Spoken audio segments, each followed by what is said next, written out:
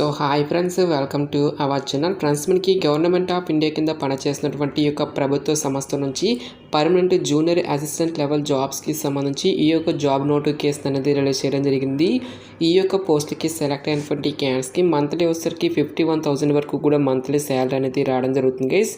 ఎలాంటి ఎక్స్పీరియన్స్ అనేది కూడా ఉండాల్సినటువంటి అవసరం అయితే లేదు. సో ఇక పోస్ట్కి సెలెక్ట్ అయినటువంటి క్యాండిడేట్స్కి జాబ్ పోస్టింగ్ అనేది కూడా మన యొక్క సొంత రాష్ట్రాల్లోనే ఉంటుంది కాబట్టి సో డెఫినెట్గా ఈ యొక్క రిక్రూట్మెంట్కి అప్లై అనేది చేసుకోండి. ఈ విధంగా ఇక నోటిఫికేషన్కి సంబంధించి కంప్లీట్ డీటెయిల్స్ అన్నిటిని కూడా ఈ యొక్క వీడియోలో డిస్కస్ అయితే చేద్దాం. సో ఎవరు కూడా స్కిప్ అయితే చేయదు గైస్. ఫస్ట్ టైం మన ఛానల్ని విజిట్ చేస్తున్నట్లయితే కనుక సబ్స్క్రైబ్ అయితే చేసుకుని బెల్ ఐకాన్ కూడా యాక్టివేట్ చేసి పెట్టుకోండి. ఇంకా ఎవరైనా వీడియోని లైక్ చేయనట్లయితే కనుక డెఫినెట్గా వీడియోని లైక్ చేసేటువంటి ప్రయత్నం అయితే చేయండి guys. Okay, let's start the video. ముందుగా ఈ యొక్క పోస్ట్కి సంబంధించి ఇంపార్టెంట్ డేట్స్ విషయానికి వచ్చేట్లయితే కనుక ఆల్రెడీ మనకి అప్లికేషన్ ప్రాసెస్ అనేది స్టార్ట్ కావడం జరిగింది. ఇక లాస్ట్ డేట్ విషయానికి వచ్చేట్లయితే కనుక మార్చ్ 12 వరకు కూడా ఈ యొక్క రిక్రూట్మెంట్కి ఆన్లైన్లో అప్లికేషన్స్ అనేవి సబ్మిట్ అయితే చేసుకోవాల్సి అయితే ఉంటుంది. సో ఇక పోస్ట్కి సంబంధించి అప్లై లింక్స్ అన్నిటినీ కూడా వీడియో డిస్క్రిప్షన్లోను కామెంట్ సెక్షన్ అయితే ప్రొవైడ్ అయితే చేస్తాం గైస్.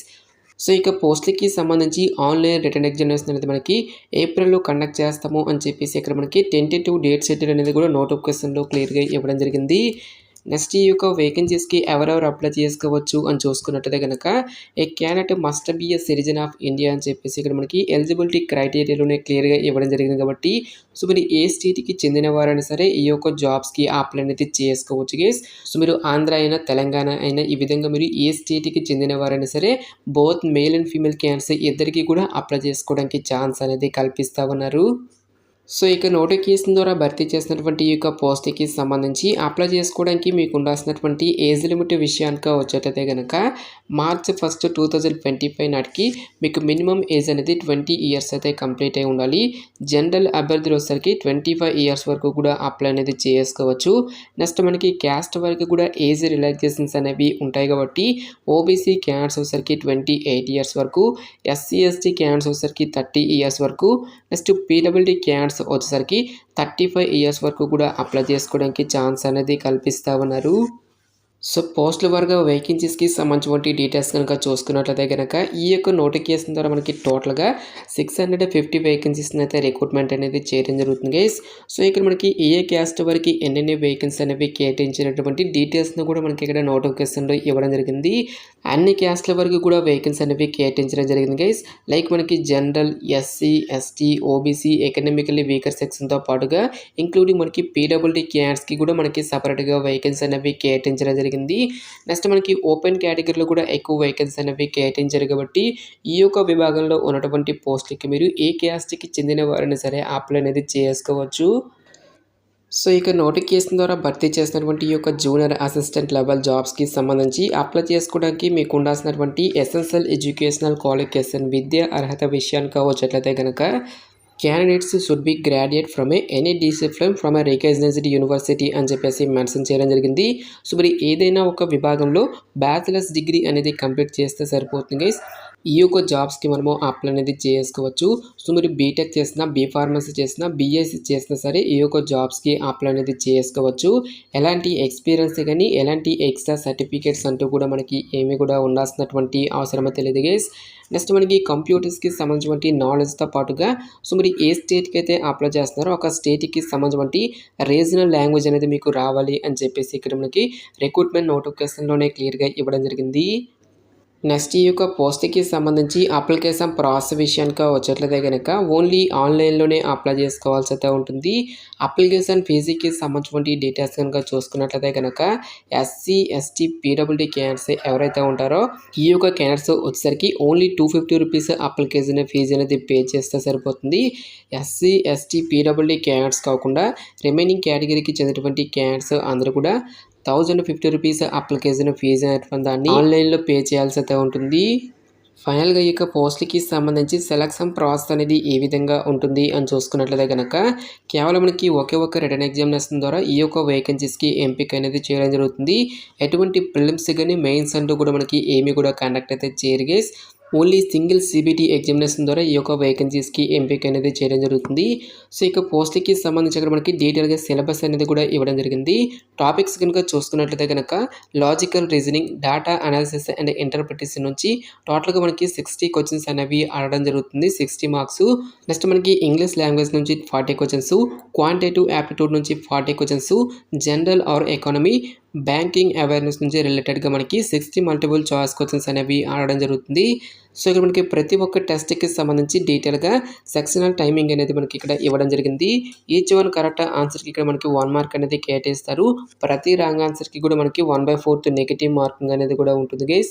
సో 4 మిస్టేక్స్‌కి 1 మార్క్ అనేది డిడక్ట్ చేయడం జరుగుతుందని చెప్పేసి ఇక్కడ మనకి జాబ్ డీటెయిల్స్‌లోనే క్లియర్‌గా మెన్షన్ చేయడం జరిగింది.